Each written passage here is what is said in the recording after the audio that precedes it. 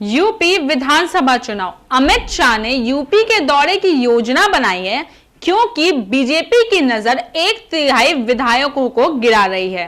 केंद्रीय गृह मंत्री अमित शाह भाजपा के मेगा सदस्यता अभियान को हरी झंडी दिखाने और चुनावी तैयारियों पर राज्य के पदाधिकारियों के साथ विचार विमर्श करने के लिए 29 अक्टूबर को लखनऊ पहुंचेंगे, जिससे पता चलता है कि पार्टी मौजूदा विधायकों में से 1/3 को बेंच देने पर विचार कर रही है।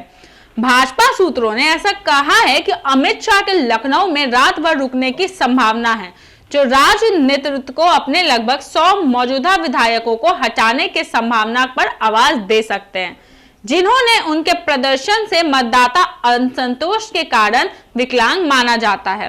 भाजपा के विधायकों में ऐसा कोई विधायक शामिल है जिन्हें 2017 के चुनावों से पहले पार्टी की संगठनात्मक ताकत की कमी के लिए अन्य दलों में शामिल किया गया था।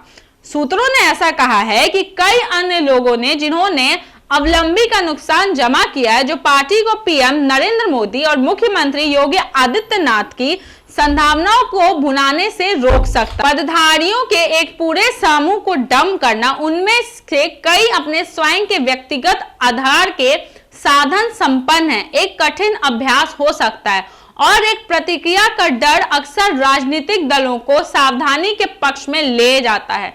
सूत्र स्वीकार करते हैं कि बड़े पैमाने पर परिवर्तन कभी भी जोखिम प्रमाण नहीं हो सकता है, लेकिन कहा है कि मोदी और शाह के नेतृत्व में भाजपा जोखिम लेने से कभी हिचकिचाती नहीं है।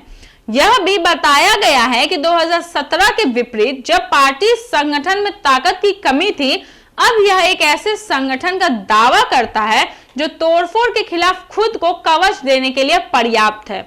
यूपी के प्रभारी महासचिव व बाद के पार्टी अध्यक्ष के रूप में अमित शाह ने पार्टी के आधार को व्यापक किया था और 2 लोकसभा और 1 विधानसभा प्रतियोगिता में पार्टी की शानदार जीत पर मास्टरमाइंड किया था। अब पार्टी उस लाभ पर निर्माण करने के लिए इच्छुक है।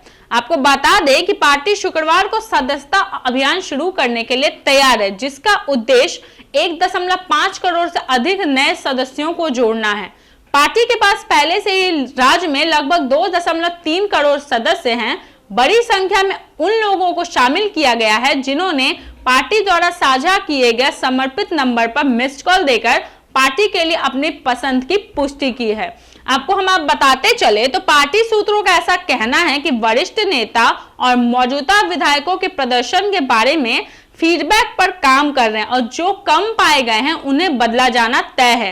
राज्य इकाई को उम्मीद है कि अमित शाह यह सुनिश्चित करने में सक्षम होंगे कि संभावित खारिज होने की संभावना बनी है और भाजपा के खिलाफ काम ना करे। 2014 के लोकसभा चुनावों के दौरान अमित शाह ने स्वर्ण और गैर यादव ओबीसी जातियों के लिए एक इंद्रधनुषी गठबंधन को एक साथ रखा था, जिसने लगातार चुनावों में से भारी लाभांश का भुगतान किया था।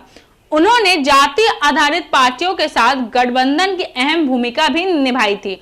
उनके लखनऊ दौरे से संकेत मिलता है कि गृह मंत्री के रूप में जिम्मेदारियों में व्यस्त होने के बावजूद शाह की यूपी चुनावों में भूमिका बढ़ जाएगी।